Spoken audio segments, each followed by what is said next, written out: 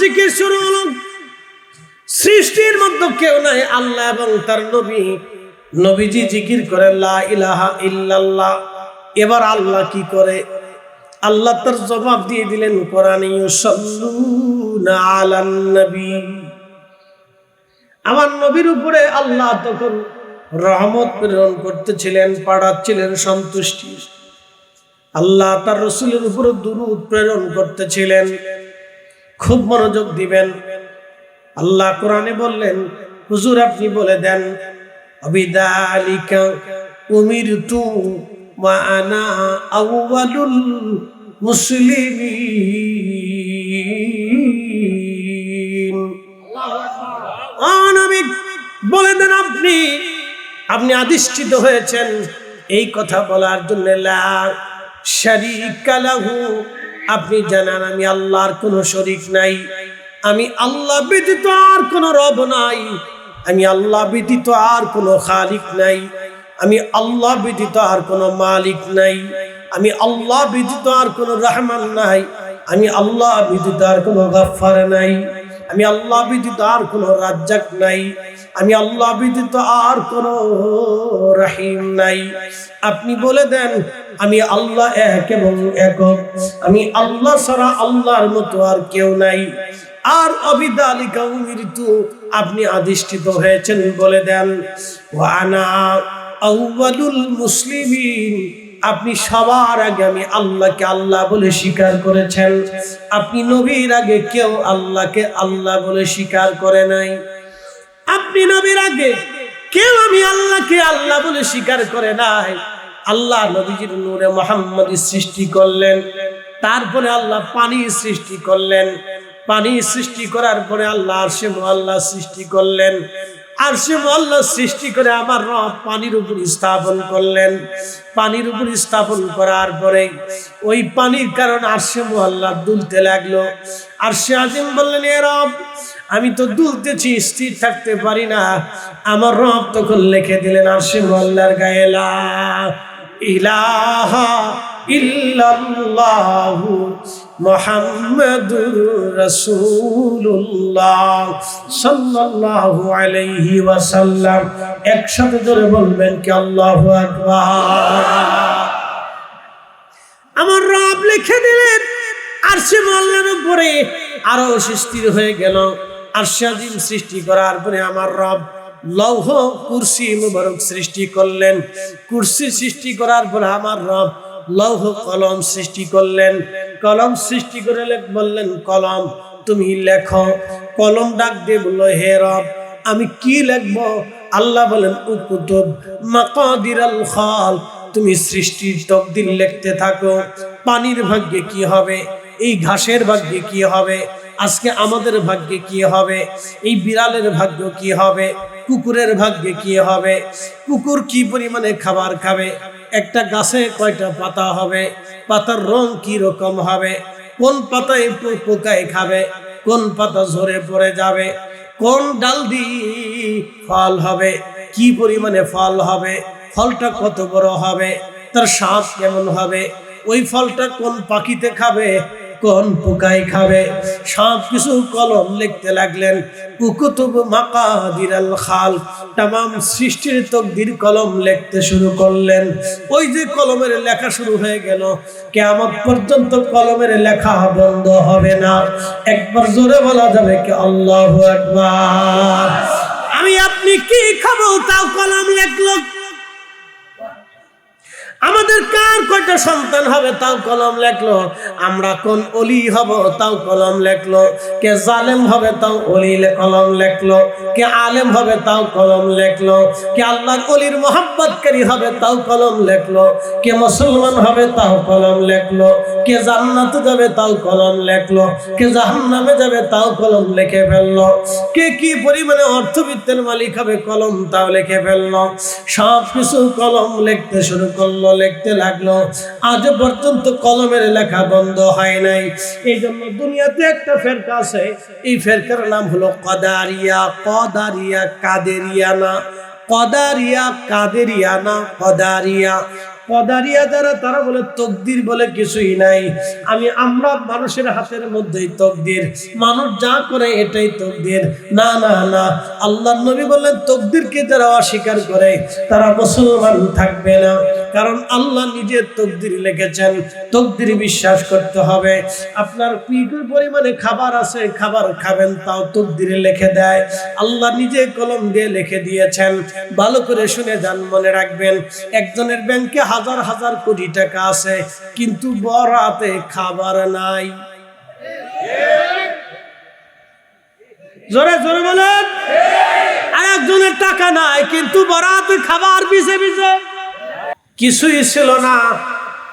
আবার এক সময় কিছু থাকবে না, আবার এক সময় হবে। আল্লাহ বলেন ইন্নাল্লাহা ওয়া মালাইকাতাহু ইউসাল্লুনা আলান নবী। খুব মনোযোগ দেন। সৃষ্টির মধ্যে এক সময় কিছুই ছিল না, ছিলেন শুধু আল্লাহ, শুধু প্রভু ছিলেন, মালিক ছিলেন, তিনি ছাড়া আর কেউ নাই। আল্লাহর বড় ইচ্ছা হলো সৃষ্টি তিনি সৃজন করে নিজেকে তিনি জাহির করবেন। কার ইচ্ছা হলো? আল্লাহর ইচ্ছা হলো तमाम সৃষ্টি তিনি সৃজন করে নিজেকে তিনি জাহির করবেন। ঠিক তখন আমার রব সর্বপ্রথমে যাহা সৃষ্টি করলেন তাহার নাম নূরে মুহাম্মাদি। সবাই বলেন সাল্লাল্লাহু আলাইহি ওয়াসাল্লাম। নূরে মুহাম্মাদি সৃষ্টি করার পরে এই নূরে মুহাম্মাদি বলতে লাগলো লা ইলাহা ইল্লাল্লাহ, লা ইলাহা ইল্লাল্লাহ, লা ইলাহা ইল্লাল্লাহ, লা ইলাহা ইল্লাল্লাহ, লা ইলাহা ইল্লাল্লাহ। এছাড়া আর কেউ নাই, শুধু নবী আর আল্লাহ। একসাথে বলুন আল্লাহু আকবার। শুধু নবী আর আল্লাহ, আর কেউ নাই। কোটি কোটি বছর চলে গেল, কোটি কোটি বছর চলে গেল, নূরে মুহাম্মাদি জিকির করলো আল্লাহ আল্লাহ আল্লাহ আল্লাহ আল্লাহ আল্লাহ আল্লাহ আল্লাহ আল্লাহ আল্লাহ আল্লাহ। কোটি কোটি বছর নূরে মুহাম্মাদি জিকির করতে লাগলো লা ইলাহা ইল্লাল্লাহ। এজন্য সহিহ বুখারীর কিতাবুল আজকারে আসছে, নবীজি বলেছেন আফজালুজ জিকির, সর্বোত্তম জিকির হলো লা ইলাহা ইল্লাল্লাহ। আর কোরআনে আল্লাহ বললেন ওয়ালা যিকরুল্লাহি আকবার, আল্লাহ জিকির হলো সবচাইতে বড় জিকির। একবার জোরে বলা যাবে কি মারহাবা। জিকির আছে না নাই? চলবে কি চলবে না? এজন্য জিকির ছাড়া কেউ ওলি হতে পারে না। কি কথা কন না কেন? জিকির ছাড়া ওলি হতে পারে না। এই জন্য পৃথিবীর সব তরিকায় দেখবেন সকালে এবং সন্ধ্যায় এবং ওজিফার ভিতরে কিছু সময় আল্লাহ তাসবিহ আছে, জিকির আছে, আমরাও জিকির করি। সেই জিকিরটা হয় আমাদের সুগল পদ্ধতিতে, কোন সময় আমার দমে জিকির হয়, দমে দমে দমে দমে দমে দমে আল্লাহ জিকির করি। এই জিকিরকে বলা হয় সুলতানুল আজকার, সুগল পদ্ধতি। এই পদ্ধতির জিকির শিখানো হয়েছিল নকশবন্দি তরিকার হযরত খাজা বাহাউদ্দিন নকশবন্দি বুখারী রাহমাতুল্লাহ আলাইহি। আমি লিখি নাই, লিখেছেন শাহ ওয়ালিউল্লাহ মুহাদ্দিস দেহলভী রাহমাতুল্লাহ আলাইহি। আল কাউলুল জামিলের মধ্যে তিনি লিখেছেন সুলতানুল আজকার, সুগল পদ্ধতি, দমে দমে জিকির।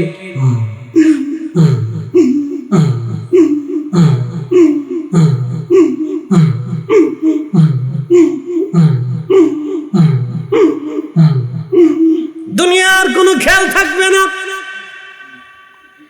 শুধু কালবের দিই আল্লাহ আল্লাহ আল্লাহ আল্লাহ আল্লাহ।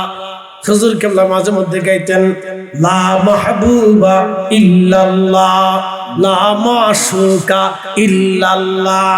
আল্লাহ ছাড়া কোনো মাহবুব নাই, আল্লাহ ছাড়া কোনো মাশুক নাই। কথা বলেন ঠিক কিনা? জিকির চলবে না বন্ধ হবে? আরো জোরে, জোর হয় না কেন? জোরসে বলো। আমার দেশের এক মুনাফিক জিকিরের মাহফিলের বিরুদ্ধে ফতোয়া দিয়া বেদাতের তবকা দিয়া তারা জিকির উম্মতের জবান থেকে কেড়ে নিতে চায়। তোমরা হাজার হাজার বছর চেষ্টা করবা, যতদিন জমিনে নকশবন্দিয়া মুজাদ্দিদিয়া কাদেরিয়া চিশতিয়া থাকবে, যতদিন জমিনে আল্লাহর ওলির মুহিব্বিন মুরিদরা থাকবে, ততদিন জমিন থেকে জিকির বন্ধ হবে না। হাত উঁচা করে বলেন ঠিক না বেঠে?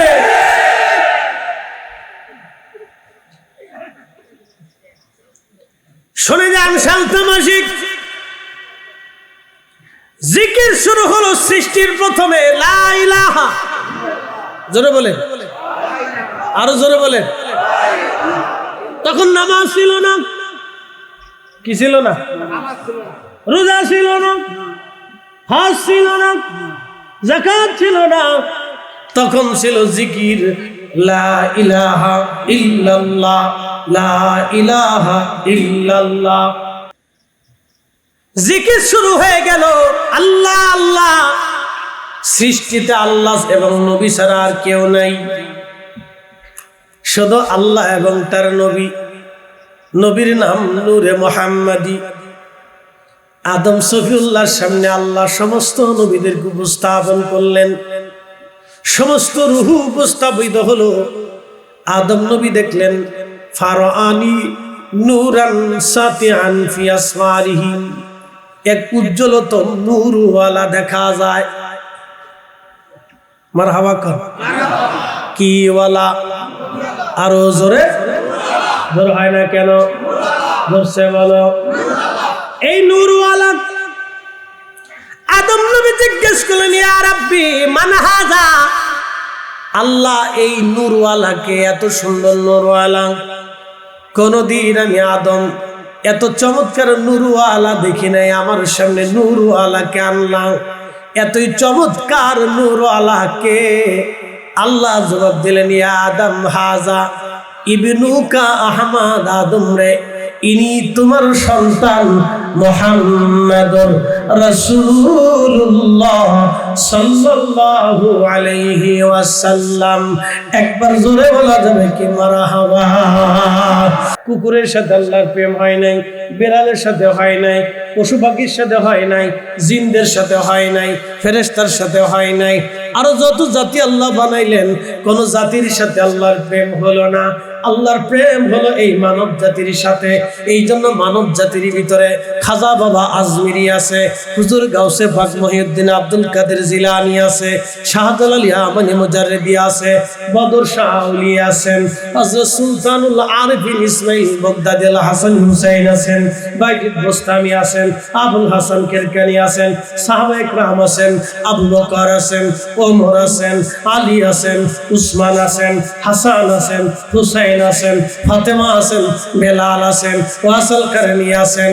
এই মানব জাতির ভিতরে ইমাম আযম আবু হানিফা আছেন, ইমাম শাফি আছেন, ইমাম হাম্বলি আছেন, ইমাম মালিক আছেন, হুজুর খাজা বাকিবিল্লাহ আছেন, আলিফ আহমদ তুশি আছেন, আব্দুল্লাহ আকবর আবাদি আছেন, হযরত নূর মোহাম্মদ নিজামপুরি আছেন, শাহ সুফি ফতেলি রসুল নামা আছেন, শাহ সুফি খাজা এনায়েতপুরি আছেন, শাহ সুফি সৈয়দ ওয়াজিদ আলী মেহেদি বেগে আছেন, খাজা বাবা ফরিদপুরি এই মানুষের ভিতরেই আছে।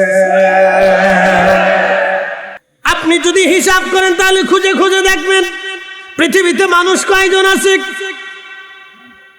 পৃথিবীতে নবীদেরকে আল্লাহ কেন পাঠাইলো?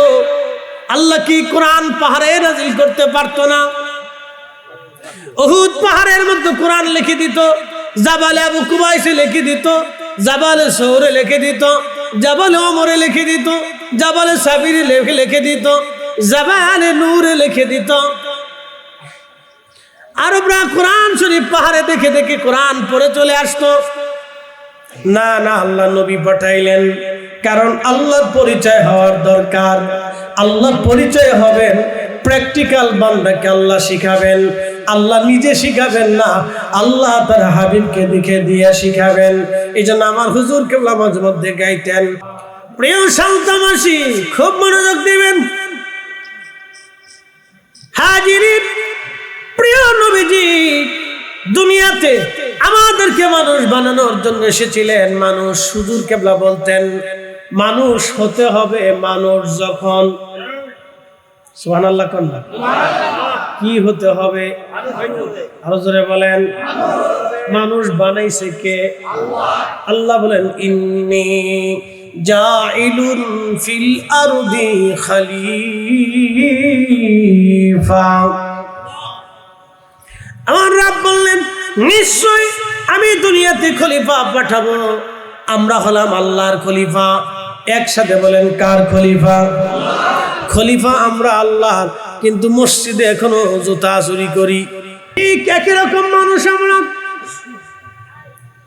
মালয়েশিয়াতে আমি গেলাম কয়েকদিন আগে, মাহফিল করলাম। কয়েকদিন আগে মালদ্বীপেও করে আসছি। মাহফিল শেষ করার পরে লোকেরা বলল হুজুর আপনাকে একটা জায়গায় নিয়ে চলে বলেন। বলে মহান আল্লাহর একজন ওলি সাগরের দ্বীপের মধ্যে ঘুমিয়ে আছে, চলেন তার জিয়ারতে যাই। বললাম আমি তো এটাই চাইছিলাম। রওনা করলাম। এক বাক্যে তাকে চিনবেন, মহান আল্লাহর ওলি হুজুর গাউসে পাক রহিমাহুল্লাহ বড় পীর আব্দুল কাদের জিলানী আল গিলানী আল হাসানী আল হুসাইনী। তিনি সরাসরি আমার রাসূলের আওলাদ ছিলেন। হাসান এবং হুসাইন রাদিয়াল্লাহু আনহুমার রক্ত বংশধর। হুজুর হযরতে ইমাম জাফর সাদিক রাদিয়াল্লাহু আনহু, ইমাম মুসা কাযিম রাদিয়াল্লাহু আনহু, ওনাদের বংশধর ছিলেন হুজুর মহিউদ্দিন আব্দুল কাদের জিলানী। তার কলিজার টুকরা সন্তান সুলতানুল আরিফিন আল্লামা ইমাম ইসমাইল বগদাদি আল হাসানী ওয়াল হুসাইনি। ওই মালয়েশিয়ার মালাক্কার দ্বীপ পোলাও বুসারের ভিতরে তিনি নিভৃতে নির্জনে একটা ছোট্ট সাগরের দ্বীপের ভিতরে শত শত বছর ধরে তিনি ঘুমিয়ে আছেন। ওই তামাম অঞ্চল বলে কালেমার দাওয়াত দ্বীপ ঘুমিয়ে আছেন। মালয়েশিয়া, ইন্দোনেশিয়া, ব্রুনাই, ফিলিপাইন্স, এই ইন্দো প্যাসিফিক অঞ্চলগুলিতে হুজুর গাউসে পাকের এই আওলাদ কালেমার দাওয়াত দিয়ে তিনি সাগরের মধ্যে ঘুমিয়ে আছেন। একবার জোরে বলা যাবে কি মারহাবা। তার মানে ওলিরা যেখানে গেছে আল্লাহ ইসলাম সেখানে পাঠাইছে।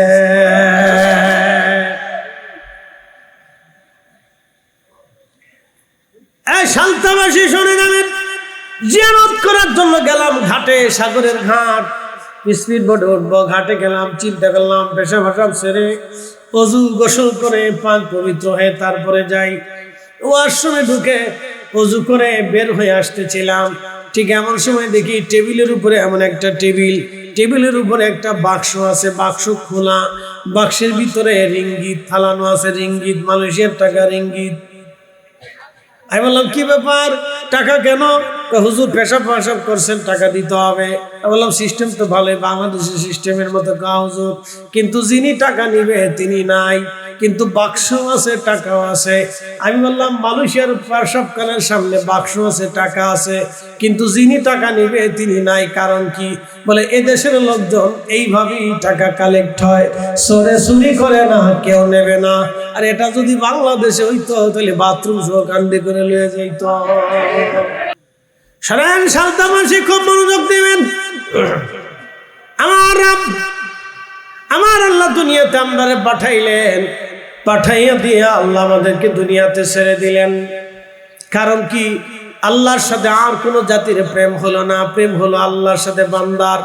আজকে বৃষ্টির মধ্যে কাদার মধ্যে বসে আছেন, আল্লাহর কসম করে বলি, খোদার কসম করে বলি, ওই রবের হাতে আমার জীবন, ওই রবের হাতেই আমাদের হায়াত মত, যার হাতে আসমান জমিন তাম সৃষ্টির মালিক যিনি, আজকে যে কাদার মধ্যে ঠান্ডার মধ্যে বসে আছেন, প্রত্যেকটা সেকেন্ডটার সেকেন্ড কিয়ামতের ময়দানে আল্লাহর সামনে কথা বলবে। কারণ আল্লাহর সাথে এখন আপনার প্রেম হচ্ছে, আল্লাহর সাথে এখন প্রেম হতেছে। বলেন তো আমার রাসূল যদি বলতো আল্লাহ তুমি আমাকে তামাম দুনিয়ার মালিক বানায় দাও, উহুদ পাহাড়ের নিচে প্রচুর পরিমাণে স্বর্ণ আছে, এটা জানেন কিনা জানি না। সৌদি আরবে যদি যান, এই উহুদের সামনের একেবারে স্থান চলে গেছে মদিনা যাওয়ার বহু দূর পর্যন্ত, প্রায় 100 মাইল মাটির নিচ দিয়ে দূরে এই স্বর্ণের উৎস পাওয়া গেছে। সৌদি সরকার সেই স্বর্ণ উত্তোলন শুরু করে দিয়েছে, কিন্তু ওইখানে কোনো মানুষ যেতে দেয় না। সেই স্বর্ণের উৎস যায় মিলেছে উহুদ পাহাড়ে। সৌদি আরব যদি কিয়ামত পর্যন্ত স্বর্ণ বিক্রি করে, তারা স্বর্ণ বিক্রি করেই খেয়ে যেতে পারবে, কোনোদিন তাদের দেশে অভাব আসবে না। একবার জোরে বলা যাবে কি মারহাবা।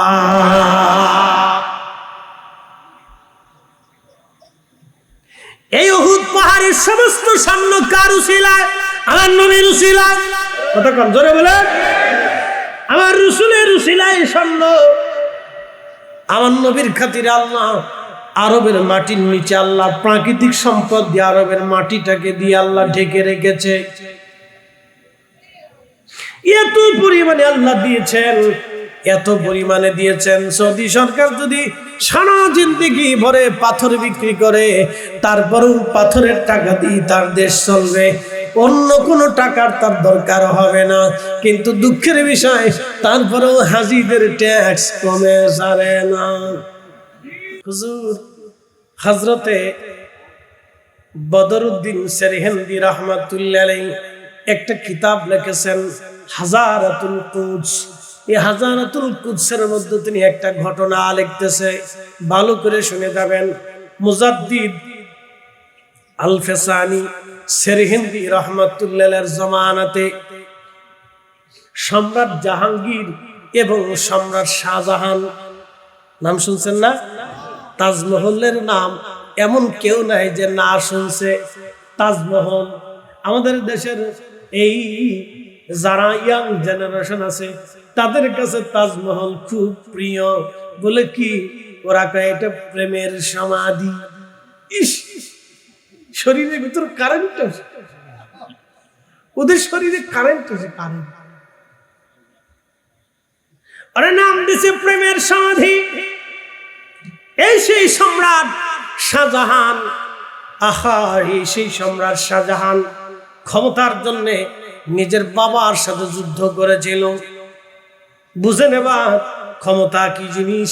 ক্ষমতার জন্য দেখেন বর্তমানে কি শুরু হয়ে গেছে, একবারে মন্দির পর্যন্ত চলে গেছে। আমাদের দরবারে হিন্দু ভাইরা যাইতো বিদায়, ওরা খালি কইতো তোমাদের পীর কি হিন্দু নাকি, যে তোমাদের পীরের কাছে হিন্দু যায়। হিন্দু কেন যায়? হিন্দুর বাড়ি হিন্দু যায়, বহু আজ আমরা শুনছি। আজকে তোমরা এই ভোটের জন্য মন্দিরে মন্দিরে ঘুরে বেড়াইতেছ, তার মানে ডাল মে কুছ কালা হ্যাঁ। কথা কর না কেন? আমি ওয়াজ হয়তো বহু দূরে চলে আসছি। সম্রাট জাহাঙ্গীরের কথা বলতেছিলাম আমি, আর সম্রাট শাহজাহান। দুনিয়ার কোন ওলি, এমন কোন ওলির জিন্দেগি পাবেন না যে ওলি রাজত্ব নিয়েছিলেন, কারণ ওলিরা দুনিয়ার রাজত্বের জন্য আসে না। একটা কথা মনে রাখবেন, আজকে যারা এসেছেন, একদিন এই বাংলাদেশে আওয়ামী লীগও থাকবে না, বিএনপিও থাকবে না, জাতীয় পার্টিও থাকবে না, জামাতও থাকবে না। কোন রাজনৈতিক দল একদিন এই বাংলার জমিনে কোনো অস্তিত্ব থাকবে না, কারণ 100 বছর আগে এই ধরনের কোন রাজনৈতিক সিস্টেম এই বাংলায় ছিল না। ঠিক আছে না, বড়রে করে কিছু চাই ভয় পান না কেমন না, আমি গ্যারান্টি দিয়ে কাগজে লিখে দিব 100 বছর পরে থাকবে না। হ্যাঁ, লিখে দিয়ে দিব, থাকবে না। কিন্তু কাদেরিয়া থাকবে, চিশতিয়া থাকবে, নকশবন্দিয়া থাকবে, মুজাদ্দিদিয়া থাকবে। কথা কর না কেন? না ডরাই করতেছে? আমি লিখে দিয়ে দেব, লিখে লিখে দলিলে দিয়ে দেব। কোন রাজনৈতিক দল বাংলায় থাকবে না একদিন। আমাদের দেশের স্বাধীনতাও নাও থাকতে পারে। এমন একদিন আমাদের নসিবে হতেও পারে বাংলায় স্বাধীনতাও নাও থাকতে পারে। আবার এমনও হতে পারে বাংলা অনেক বড় হতে পারে। কি কথা ঠিক আছে না? আমাদের আগে ছিল পাকিস্তান, পাকিস্তানের আগে ছিল ব্রিটিশ, ব্রিটিশের আগে ছিল নবাবি, তার আগে সালতানাত, তার আগে মুঘল। সমস্ত জমানা চলে গেল, সব জমানায় ওলিরা ছিল। এই জমানায় ওলিরা আছে, আগামীর জমানায় ওলিরা থাকবে, কিন্তু রাজত্বের রাজত্ব পরিবর্তন হবে। শাহজালাল তখনও ছিল, এখনো আছে। কথা কয় সূত্রে কয়, আমি কই না। বলে কোন সূত্রে? বলে আল্লাহর দেওয়া সূত্রে। বলে কোন কালামে? বলে কালামুল্লাহ শরীফে। বলে কার বাণী? এটা স্বয়ং আরশে আল্লাহ ওয়ালার বাণী। আলা ইন্না আউলিয়া আল্লাহি লা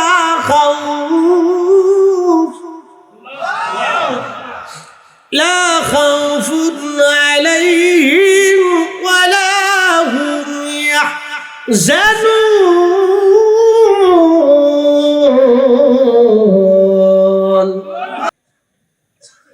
শোনেন হাজিরিন, লিখেছেন মোল্লা আলী কারি মক্কি।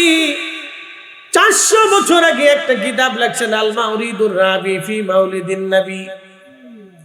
এই কিতাবের মধ্যে তিনি ঘটনাখানা লিখেছেন। সম্রাট হুমায়ুন বহু যুদ্ধে পরাস্ত হচ্ছিলেন, বিপদ দেখে মহান আল্লাহর ওলি খাজা মাহমুদ বাহাদাবানী নকশবন্দি রহমাতুল্লাহ আলাইহিকে দাওয়াত দিলেন। তিনার প্রধান উজির ছিলেন বৈরাম বেগ। বৈরাম বেগকে বললেন, বৈরাম তুমি হুজুরকে দাওয়াত দিয়ে আসো। বৈরাম হুজুরের দরবারে গেলেন, যাইয়া বলেন, হুজুর সম্রাট হুমায়ুন আপনাকে তার রাজ দরবারে দাওয়াত দিয়েছেন, আপনি আসেন, একটা বারের জন্য এসে দোয়া করে যান।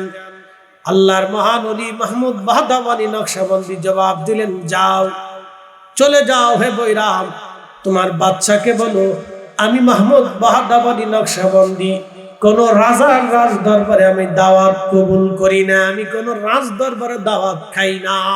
কারণ রাজাদের অর্থের ভিতরে গরিব আর মজলুম মানুষের রক্ত লেগে থাকে। আপনি বলে দেন तमाम মুলকের মালিক আমি আল্লাহ, তুতিল মুলকা মান তাশাউ ওয়া তানজিউল মুলকা মিম্মান তাশাউ। আমি যাকে খুশি রাজত্ব দেই, যার কাছ থেকে খুশি আমি আল্লাহ রাজত্ব ছিনাই নেই। তুইজ্জু মান তাশাউ ওয়া তুদিল্লু মান তাশাউ। যাকে খুশি ইজ্জতওয়ালা বানাই, যার কাছ থেকে খুশি ইজ্জত আমি আল্লাহ ছিনাই নেই।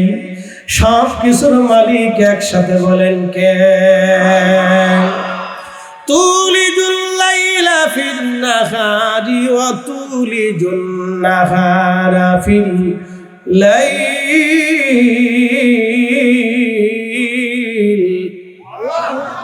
রাতের পরে দিন আসে, দিনের পরে রাত আসে, দেখে রাতের পরে দিন, দিনের পরে রাত যিনি দিলেন তিনি আল্লাহ। পৃথিবীর এমন কোন শক্তি নাই যে শক্তি আপনার দিন রাত পরিবর্তন করে দিতে পারে। পৃথিবীর কোন শক্তি নাই আপনার দিন রাতের পরিবর্তন করে দিবে, কেউ নাই। সূর্য লড়াইবার ক্ষমতা কারো নাই, পৃথিবী উল্টাইবার ক্ষমতা কারো নাই। সাগর আর মহাসাগর, যাক একটু দয়া হয়েছে, সাথ দিছি আমার আহমদ ভাই, একটু দয়া লাগছে, আল্লাহ হায়াত দিন। বুড়াটির দরকার, বুড়াটি না থাকলে জোয়ানটির জিন্দিগি বরবাদ। হ্যাঁ, বুড়াটি দরকার। আল্লাহ পৃথিবীতে বৃদ্ধ কেন রাখছে জানেন? এই আপনাদেরকে শোনা, এই যুবকরা ভালো করে শুনেন।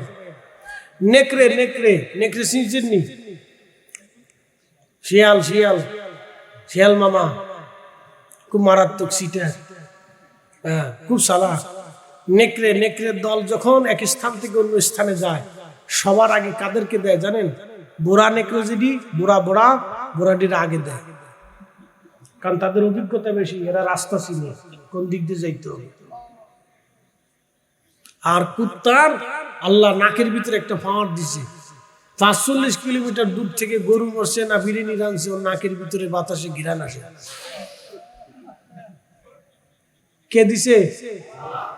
আর মশা ওরে এমন এক ল্যাব স্টোর দিয়ে দিছে, ল্যাব ফরিদি সাহেবের রক্তের ভিতরে এবি পজিটিভ মশায় দৌড়ে এসে আমার শরীরে বসবে, ও পজিটিভের মশা আসবে না। ওর নাকের ভিতরে কি ল্যাব আল্লাহ বসাই দিচ্ছে, আমার রক্ত কি গ্রুপ ওর তার জানা আছে। ওই জায়গা চলে এসে বসে খামসাখামসি করছে। আমি বাসায় গেলে ঢাকাতে তো বুঝেন মশার শহর, আমাদের রাজধানী। কোন ভাইয়ার বিদেশে যদি একবার আসে আর মশায় কামড় দিলে বলছে আর 14 হিসাবে জীবনে আসতাম না। মশার শহর, প্রচুর পরিমাণে মশা, বাপরে বাপ কত মশা, এত বরাদ্দ কোথায় যে চলে যায় জানি না, হাওয়া হয়ে চলে যায় টাকা। বুঝতে পারছেন? বললে তো আপনারা হারিস্ট করতে। এই 6 মাস আগে, না দুঃখিত 1.5 বছর আগে ঢাকায় জমি জমা কিনতে যায়, অফিসে বসে দিয়েছি বসুন্ধরাতে। তো ভদ্রলোক আমার হাউজিং এর ইমাম খতিব আমার খুব সম্মান করে, মহব্বত করে। তো বলতেছে হুজুর চা খান। তো চা খাচ্ছি, বসুন্ধরার মাদ্রাসার মুহতামিম সাহেব বসে, আমরা দুজন বসে বসে চা খাচ্ছি, গল্প করতেছি। তো এমন সময় এই এক ভদ্রলোক আসে, মাথায় টুপি, মুখের দাঁড়, 60 কোটি টাকা দিয়ে জমি কিনতে হয়েছে। ভাই সাহেব কত কোটি? 60 কোটি টাকা যদি 1000 টাকার বান্ডিল দিয়ে আপনারা নিয়ে সারতে পারবেন, এত টাকা 60 কোটি টাকা দিয়ে জমি কিনবে, বায়না করতে আসছে। তো বায়না টানা শেষ, চলে যাওয়ার পরে ভদ্রলোক বলতেছে হুজুর উনারে চিনছেন? না, এত মানুষ কেমনি মনে রাখবে, বেড়া কেডা কুইতে হুজুর 60 কোটি টাকা দিয়ে জমি কিনবে, বায়না করে গেল। লোকটা ঢাকা দক্ষিণের ওয়াসার ইঞ্জিনিয়ার। বললাম বেতন কত? 50-60 হাজার টাকা হইতে পারে। বললাম যে 1 লাখই ধরলাম মাসে, তো বছরে কত? 12 লাখ। বললাম খরচ খরচা দিয়ে 6 লাখ থাকে, ধরলাম 6 লাখ টাকা তার থাকে। তাহলে 30 বছরে কত? 318, 1,80,00,000। তো 30 বছর বেটার বয়স হলো 40, আমার বয়স। তো এই বেটা 60 কোটি টাকা কই পাইলো? এটা কি জিনে দিয়ে গেছে না ভূতে দিয়ে গেছে? হুজুর না বুঝেন না, ইঞ্জিনিয়ার মাইরে দিছে।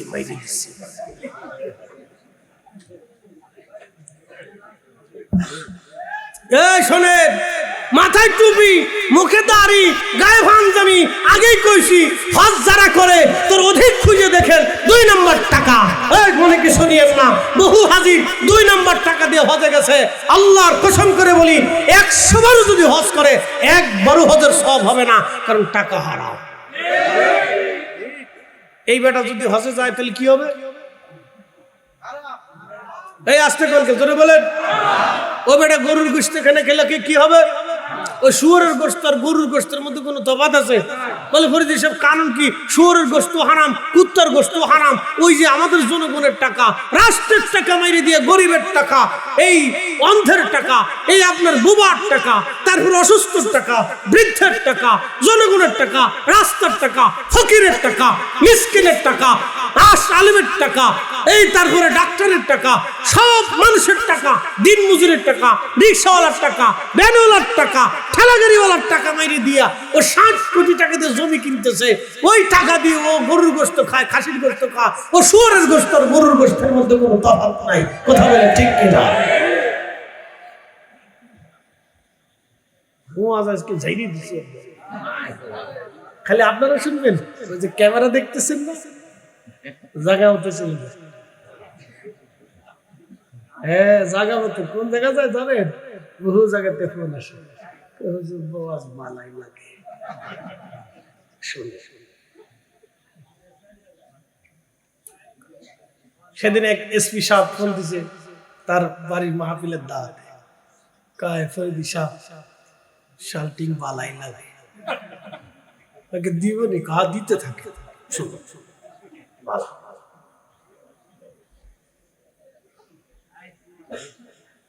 শোনেন, আমি কিন্তু অরিজিনাল তরিকার কথা বলতেছি।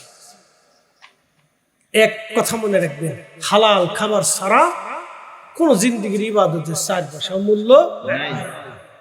একটা সত্য কথা বলছি, এই জন্য আমার হুজুরের নামে 100 টাকার জন্য ছিল না। ইয়া রাসূলুল্লাহ, না এটা সত্য। আপনি যদি তার জিন্দেগি বিশ্লেষণ করেন, গবেষণা করেন, আপনার শরীর হিম হয়ে আসবে। এই জন্য মানুষ দেখার সাথে বলে দিতেন, কি হয়েছে বাবা? হুজুর আমার কিডনি পচে গেছে, ডাক্তার বলছে 7 দিন হয়ে গেছে। বাবা ডাক্তার কি আল্লাহ হয়ে গেল? হোমেন ডাক্তার বলতো, বাবা ওই অমুক ওষুধ আছে না? জি হুজুর আছে। বাবা 7 দিনের ডোজ দিয়ে দেয়। ঠিক আছে না? 7 দিনের ডোজ দিয়ে দেয়। একসাথে বলবেন আল্লাহু আকবার। হয়ে গেছে। মাওলানা লক্ষ্মীপুর সাহেব একদিন আমারে বলতেছে, বেটা একটা কথা শোনাই তোমাকে। বললাম বলেন উস্তাদজি। বলতেছে, বাবারে আমি কয়দিন বাসি না জি, তোমার কিছু শোনাই দিয়ে যায়, তুমি কিছু কই। বললাম উস্তাদজি বলে। তো বলতেছে, আমি যেখানে দাঁড়িয়েছি হোস্টেলের ওই যে মাঝখানে যে জায়গাটা, এইখানে। বাবা আমি এখানে দাঁড়িয়ে রয়েছি উস্তাদজি। তো বলতেছে, এখানে বিরাট বড় খাল ছিল। কথা তো সত্য না? বিরাট বড় খাল ছিল। এই সামনে হেলিপোর্ট, এখানেও খাল ছিল। বর্ষাকালে পানি এসে ভরে যেত। হ্যাঁ, দিনের বেলা ভয় ছিল, বিরাট বড়। এই বর্ষাকালে পানিটা নিয়ে আসতো কি এক কায়দা ওইটা। তা বলতেছে, আমি ডুঙ্গা নিয়ে হুজুর কেবলার আমি দুইজন, হুজুর ডুঙ্গার সামনে, আমি পিছনে ডুঙ্গা বাইতেছি। তো হুজুরের হাতে 2টা মাটির ডলা। একটা মাটির ডলা হেলিপোর্টের দিকে মাইরে বললেন, বাবা লক্ষ্মীপুর সাহেব, এখানে এই বড় একটা হেলিপোর্ট হবে, দেশের প্রেসিডেন্ট এখানে হেলিকপ্টারের নাম হবে।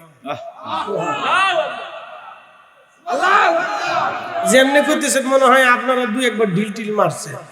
তাহলে জোরে বলেন, জোরে জোরে কিপটির করবেন, হাত উঁচু করে বলেন, হাত উঁচু করে বলেন। আসেনি আসেনি কিছু আসেনি বলতেছে আসে। এরপরে আরেকটা ঢিল ছুটে মেরে বলতেছে, বাবা এখানে বাংলাদেশে অনেক বড় একটা মাদ্রাসা হবে। মাদ্রাসা হয়েছে নি? হেলিপোর্ট আসেনি? প্রেসিডেন্টের নাম ছিল নি? একসাথে বলেন আল্লাহু আকবার। তখন ছিল পানি। লক্ষ্মীপুরি দৌড়ায়, হারে এই কথা যদি কালকে 800 লোকের বলি তা আমার ভিড়ে, এই কথা কি কোয়া যায়? কই বাবা আমার চোখের সামনে সব দেখছি।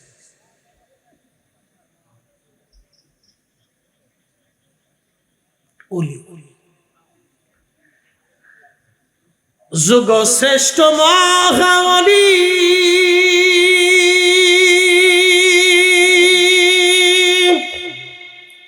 আমার মুর্শিদ মাওলানা,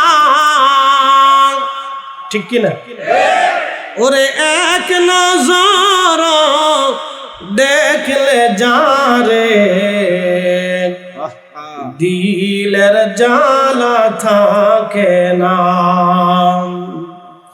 ওরে এক নজর দেখলে যারে দিলের জ্বালা থাকে না। বন্ধু খুব মনোযোগ দিবেন। ওরা বলতেছেন, রাতকে দিন, দিনকে রাত আমি আল্লাহ বানাই। তুখরিজুল হাইয়া মিনাল মাইয়িতি ওয়া তুখরিজুল মাইয়িতা মিনাল হাই। জিন্দা থেকে মুর্দা, মরা থেকে জিন্দা আমি আল্লাহ নিজে বের করে নিয়ে আসি। ও আমার বান্দারা শোনো, ওয়া তারজুকু মান তাশাউ বিগাইরি হিসাব। আমি যাকে খুশি অগণিত রিজিকের দৌলত মালিক আমি আল্লাহ বানায় দেই। কথার বাড়াবো না, অনেক কথা আপনাদের সামনে বলেছি অল্প সময়ে ভাইজান আমার। এখন আমাদের কাজ হলো সর্বপ্রথম যারা হুজুর কেবলার মুরিদ হইছেন, সাবধান, কখনো হারাম খাবার যেন পেটে না যায়।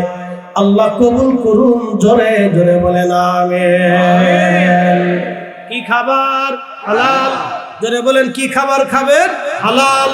হারাম খাওয়া যাবে না। কথা বলেন ঠিক কিনা? রাসূলুল্লাহ তরিকা নিতে ডাকছেন কেবলা জান। জীবন মরণ সাধন কর, জীবন মরণ সাধন কর ও ভাই মুসলমান। রাসূলুল্লাহর তরিকা নিতে ডাকছেন কেবলা হেলা করে হারাইলে এ না পাইবা আর জীবন গেলে, ঠিক কিনা? হেলা করে হারাইলে এ না পাইবা আর জীবন গেলে, আহা তরিকা নিলে বেঈমানি যাবে, তরিকা নিলে বেঈমানি যাবে, ঠিক হবে ঈমান। রাসূলুল্লাহর তরিকা নিতে ডাকছেন কেবলা জান। আল্লাহ আল্লাহ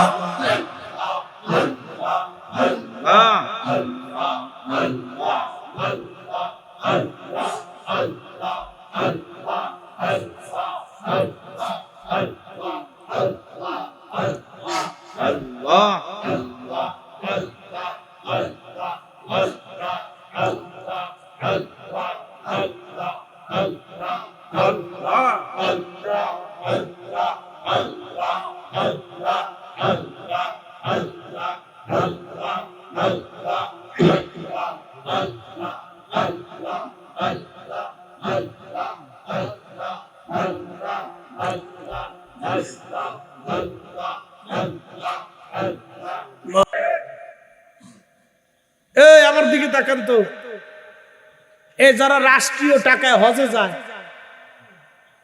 এই ভালো করে শুনেন, যারা রাষ্ট্রের টাকায় হজে যায় এর হজ কি আপনার মনে হয় হয়? কে হয় না?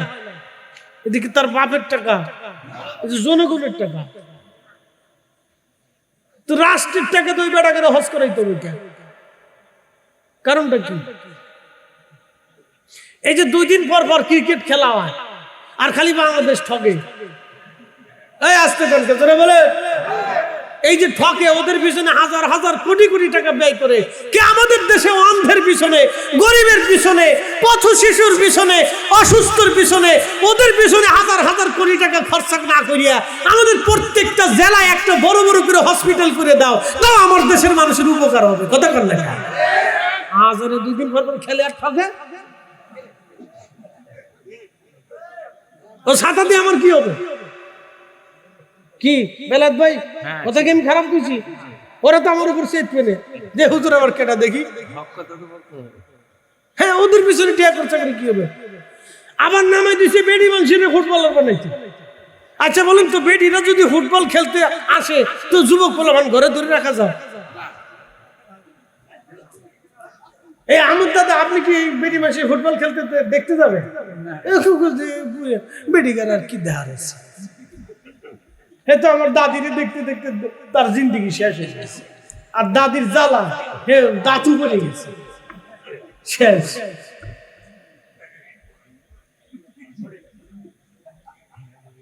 সব তুমি ইয়াং ফুলাবান যে দেখিয়েছি বেডিরা বলে ফুটবল খেলে, এরপরে দিবে শীষ ফুস ফুস ফুস ফুস করে বাঁশি বাজে। তো বেডি ফুটবলের ওই দিকে, এর পিছনে টাকা খরচ করতে হবে কি জন্য? বেডি মাস্টার হবে, বেডি ডাক্তার হবে, বেডি ইঞ্জিনিয়ার হবে, বেডি প্রকৌশলী হবে, বেডি ব্যারিস্টার হবে, বেডি জজ হবে, হোক না, এতে নিষেধ নেই। বেডি আলেমা হবে, বেডি হাফেজা হবে, হোক না, নিষেধ তো নেই, ইসলামে নিষেধ করে। মহিলাদের হতে হবে, কিন্তু বেডি ফুটবলার হবে। এই কথা কার লেখা জোরে বলে, বেডি ফুটবলার হবে। হাজার হাজার হাজার হাজার লক্ষ লক্ষ যুবকদের চোখের নেশা হবে।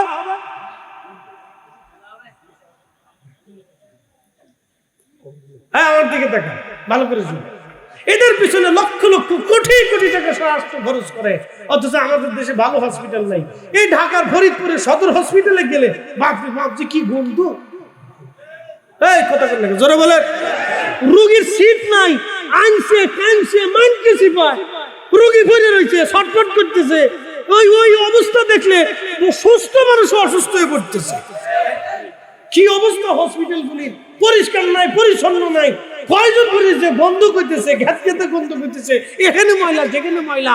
তো সরকারি কর্মচারী কর্মকর্তা যারা ছিল ওদের কাজটা কি? ওখানে বসে বসে বেতন দেওয়া, ওদের চেহারা দেখা, ওদের কাজ কি? যারা পরিচ্ছন্ন কর্মী ছিল ওদের কাজ কি? ওরা টিয়ানা দিলে পরিষ্কার করে না।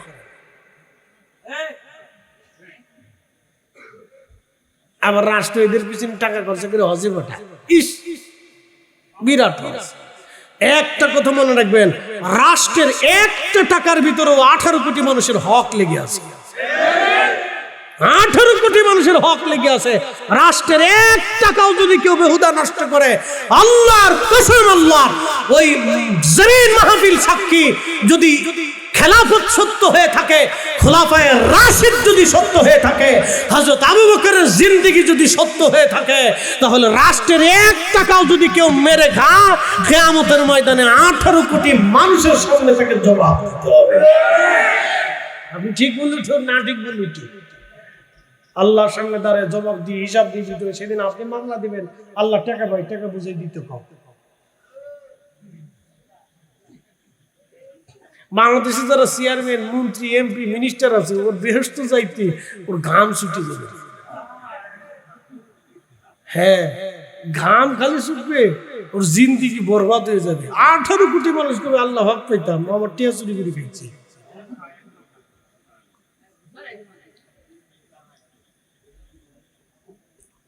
দিয়ে দিছি ওয়াজ। এই ওয়াজ আপনাকে শুনে তো লাভ নাই, শোনার জায়গার দরকার ছিল, তারা শুনে না। এরা জুমার দিন কোন সময় আসে জানেন?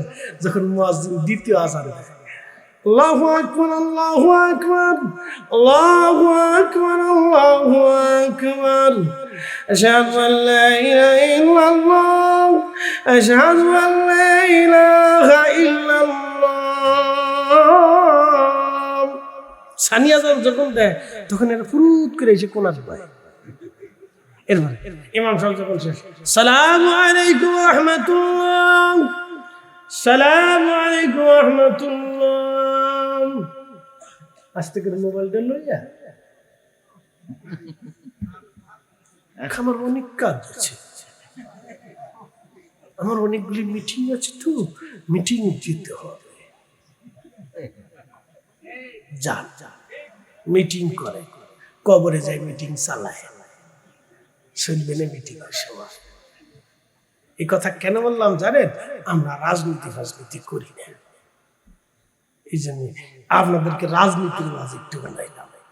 অরিজিনাল কারো বিরুদ্ধে কইছি আমি, এটা কথা কারো বিরুদ্ধে বলছি, ওলিদের পক্ষে বলেছে। কেন?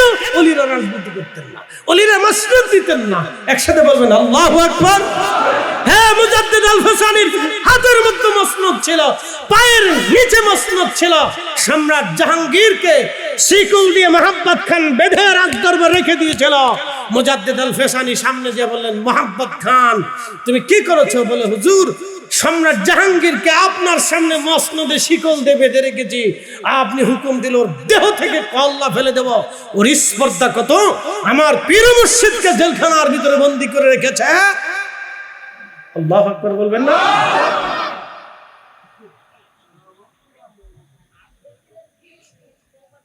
সম্রাট জাহাঙ্গীরকে মুজাদ্দিদ আল ফসানি ডাক দিয়ে বলেন, বাবা মোহাম্মদ খান, তুমি তার শিকলের বাঁধ খুলে দাও, সে এদেশের আমির। সেটা বললেন আল্লাহু আকবার। সম্রাট জাহাঙ্গীরকে বললেন, বেটা, তোমার মসনদ তোমাকে ফিরিয়ে দিলাম, এই মসনদের জন্য আল্লাহ আমাকে পাঠাই। ইতিহাস ভুলে গেছে? হ্যাঁ, এই সালতার মুসলমান, ইতিহাস ভুলবেন না। ইতিহাস ভুললে ভবিষ্যৎ নষ্ট হবে। ইতিহাস আমাদেরকে উদ্বুদ্ধ করে, ইতিহাস আমাদের রক্ত গরম করে, ইতিহাস আমাদের আগামী দিনের পথ চলাকে আমাদের সাহস করে দেয়।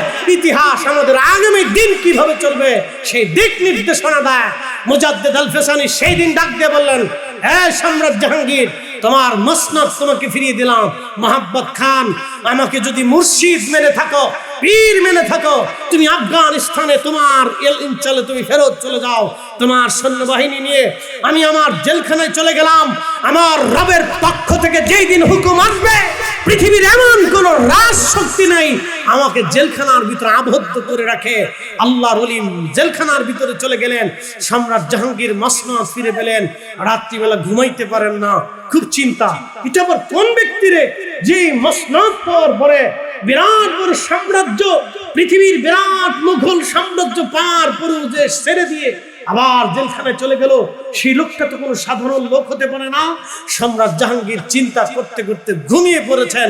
স্বপ্ন দেখতেছেন রাহমাতুল লিল আলামিন নবীজি এসে তসবিহ এনে ধমক দিয়ে, চাই জাহাঙ্গীর, তোর কি এখনো সময় হয় নাই আমার বন্ধু শেখ আহমদ সেরহিন্দিকে জেলখানার থেকে বের করে নিয়ে আসতে? তাড়াতাড়ি যা, আমার বন্ধুকে জেলখানার থেকে বের করে নিয়ে আয়। একসাথে বলছেন আল্লাহু আকবার। এই আসতে বলেন কেন, জোরে বলেন। রহমতের নবী এসে সম্রাট জাহাঙ্গীরকে ধমক দেওয়ার পরে ঘুমের মধ্যেই জাহাঙ্গীরের হাত পা থরথর করে কাঁপতেছিল। কাঁপতে কাঁপতে ওই সময় ঘুম থেকে উঠে গোয়ালিয়র জেলখানার সামনে যে বলে, এই জেলার তাড়াতাড়ি দরজা খোল। দরজা খুলে জেলখানার সামনে দাঁড়ায় ডাকতেছিলেন, হুজুর আপনি চলে আসেন, আর জেলখানার মধ্যে থাকবেন না। মুজাদ্দিদ আল ফিসানি স্থির, কারণ তিনি জানেন আমার মুক্তির জন্য যিনি মদিনার থেকে ধমক দিয়েছেন তার সাথে তো তার কথা হয়েই গেছে। তিনি জানেন সম্রাট জাহাঙ্গীর আমার সামনে এসে দাঁড়াবে। স্থির হয়ে দাঁড়িয়ে বললেন, সম্রাট জাহাঙ্গীর কি চাও? বলে, হুজুর পৃথিবীর সব দিয়ে দেব, আপনি জেলখানার থেকে বের হয়ে আসেন। বলে, বেটা জেলখানার থেকে বের হবো, শর্ত আছে, দোহরাইয়া তোমাকে কালেমা পড়ে আবার একই ইমানের ভিতরে আসতে হবে। 2 নম্বর, নিজ হাতে রাজ দরবারের সামনে গরু কুরবানি করবে। 3 নম্বর, এই মুঘল সাম্রাজ্যের যত মসজিদ মাদ্রাসা তালা মেরেছ সব খুলে দিতে হবে। 4 নম্বর, তোমার রাজপ্রাসাদে কালেমার পতাকা উড়বে। 5 নম্বর, আল্লাহর হুকুমতে নবীর সুন্নাহে তোমার রাজ দরবার পরিচালিত হবে, রাজকার্য হবে। 4 নম্বর, আমি বের হয়ে আসবো যদি আমার এই শর্তগুলি তুমি মেনে চলো। সম্রাট জাহাঙ্গীর কদমে নসার হয়ে বলল, হুজুর আমার সাম্রাজ্যের সবটুকু আপনাকে দিয়ে দিলাম, আপনি বের হয়ে আসেন। আপনি বের না হলে আমি ধ্বংস হয়ে যাব, আমি নিজে ধ্বংস হব, আমার মাসনাদ ধ্বংস হবে। আপনি আসলেই আমি সব পেয়ে যাব। আমার জিন্দেগি আর জীবন আর যৌবন বাদশাহী আপনার কদমে আমি নেসার করে দিলাম। একসাথে বলবেন আল্লাহু আকবার। আমরা তার সিলসিলার রুহানি সন্তান, কথা বলেন ঠিক কিনা? আমরা তার সিলসিলার রুহানি সন্তান। শুধু ইতিহাস জানিয়ে দিলাম, ভয় পাওয়ার কিছু নাই, কোন চিন্তার কারণ। আজকে যদি বৃষ্টিতে ভয় পাইতেন তাহলে মাহফিল হইতো না। আস্তে করে জোরে বলে। আমি তো এখানে সবার চাইতে ছোট, আমার বহু সিনিয়র বাবার বয়সী মুরব্বীরা আছেন, বিশ্ব জাকির মঞ্জিলি মুরিদ ঝড় তুফানে বন্যার ভিতরে মাহফিল করছে। কি কথা বলেন? আস্তে করে বলে। কে হুকুম দিছে? কারো হুকুম দিছে? আদার তুফান মাহফিল করবে। ঠিক আস্তে করে না, জোরে বলবো। ডরাইতেছে? হ্যাঁ চলবে। হ্যাঁ আওয়াজ তুলে বলেন চলবে। হ্যাঁ চলতেছে তো।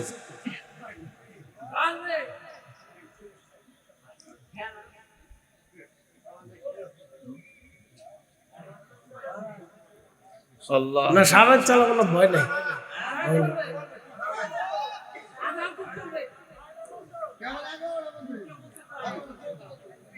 ওরে আমি 3 ঘন্টার ওয়াজ আধা ঘন্টায় করতে পারি, আর আধা ঘন্টার ওয়াজ 3 ঘন্টা ছেলতে ছেলতে নিতে পারি। চলছে গাড়ি যাত্রা বাড়ি, চলছে গাড়ি যাত্রা বাড়ি, এত সিস্টেম আমাদের কাছেই আছে। আল্লাহু আকবার ওয়ালিল্লাহিল হামদু বিসমিল্লাহির রাহমানির রাহিম।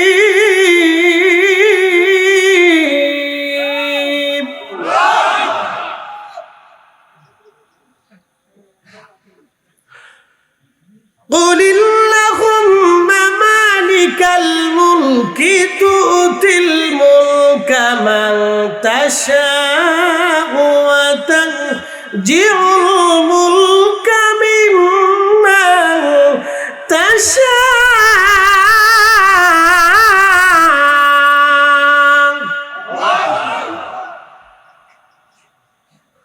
কোরআন শরীফ ভালো লাগে? নর্থ সাউথের এক শয়তান, আমরা হিন্দুদেরকে সম্মান করি, প্রত্যেক মানুষ আল্লাহর সৃষ্টি, কথা ঠিক আছে না? আমরা তরিকতপন্থী যারা আছি, সুন্নি যারা আছি, আমরা জানি সে হিন্দু, তার ধর্ম সে পালন করে, আমার কোনো আপত্তি নেই, কথা ঠিক আছে না? তবে কেউ যদি আমার রসুল নিয়ে আর আল্লাহর কোরআন শরীফ নিয়ে বাজে কথা বলে এবং অবমাননা করে, সে কার বাপের সন্তান আর কার মায়ের সন্তান, ও সাথে আমরা দেখবো না, কথা বলেন ঠিক কিনা? ওই ছেলে কোরআন শরীফ ছিঁড়ে নিজের পায়ের নিচে দিয়ে ডলিয়ে করে তারপর ভিডিও করছে, তো আরামদাদা সাহস কত বড়। ওদের একটা উদ্দেশ্য আছে, ওদের উদ্দেশ্য হলো এদেশে হিন্দু মুসলমানের দাঙ্গা বাঁধানো। কি কথা কর না, ঠিক আছে না? রাষ্ট্রের উচিত ওরা ধরে নিয়ে কায়দা মতো বাটাম চালান দেওয়া, কারণ এদেশ শান্তি সম্প্রীতির দেশ। হিন্দু মুসলমান এদেশে মারামারি করবে কেন? কি কথা কর না? এদেশে হিন্দু মুসলমান কেন মারামারি করবে? হিন্দুর কাজ হিন্দু করুক, মুসলমানের কাজ মুসলমানের দোষ। ওর সাহস কি করে হয় কোরআন শরীফ পায়ের নিচে দিয়ে তারপরে দলিত বলিত করে ভিডিও করছে, আবার মাপ চায়? ও চাইছিল এদেশে হিন্দু মুসলমানের দাঙ্গা হোক, এদেশের ওর উপর ক্ষিপ্ত হয়ে মুসলমানরা এই মন্দির টন্দির ভেঙে ফেলুক, ওর উদ্দেশ্য ছিল এটা, কিন্তু পারে নাই। রাষ্ট্রের উচিত ওরে ধরে নিয়ে কায়দা মতো বাটাম চালান দিয়ে দেওয়া, ওকে জেলখানা থেকে না ছাড়া, কারণ উদ্দেশ্য ভিন্ন আছে, মারাত্মক উদ্দেশ্য।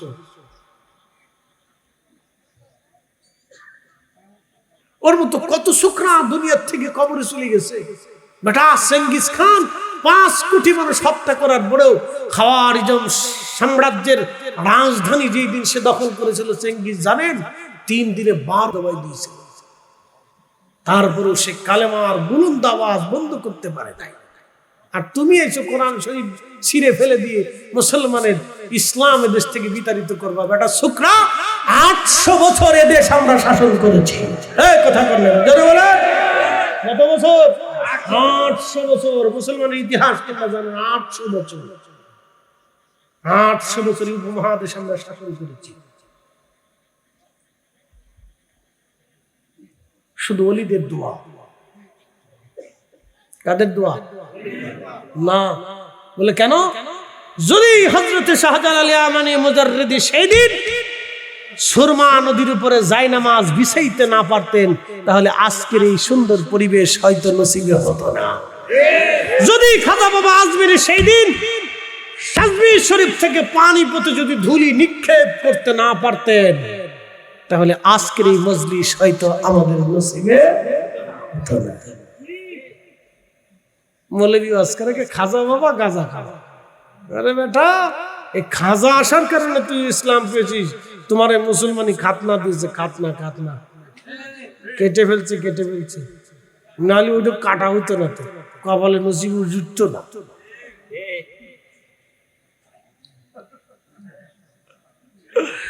জাগা মতো হাত দিয়ে নিচ্ছে।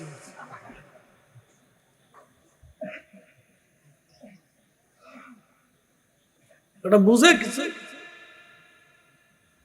একসাথে জোরে বলেন তো আল্লাহু আকবার।